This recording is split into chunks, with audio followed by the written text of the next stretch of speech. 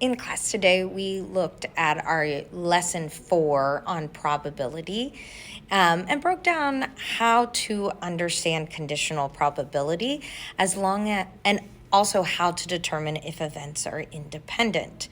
So let's first speak to conditional probability. It's going to use the equation from your formula sheet, the probability of A line B. Let me show you what I mean. So we have this formula for conditional probability. That line means given.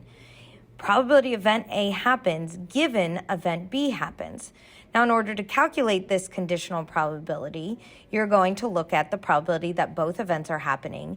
And then your denominator is not the total number of possibilities, but it's the probability of event B. Look what this means. This means, analyze the probability A happens if you know event B is happening. Okay, so we started class by understanding how to read this conditional probability statement. But then we started to talk about if two events are independent and how we can use this formula for two events being independent. In class, I gave the example of two independent events, whether or not it's going to rain today and what day of the week. These are independent events.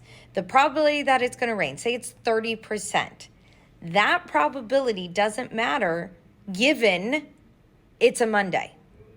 Okay? The two events, whether or not it's going to rain and what day of the week it is, are independent events. The probability of it raining remains the same no matter what day of the week it is. So let's go back to our formula sheet. This formula is saying that exact same thing. The probability of A happening given B happens is just the probability of A happening. Meaning it doesn't matter if event B happens in independent events. The probability of A remains the probability of A regardless of B happening or not. And mathematically what's happening here is that when two events are independent, how to calculate the intersection is actually through multiplication. We would just multiply the probability of A times the probability of B.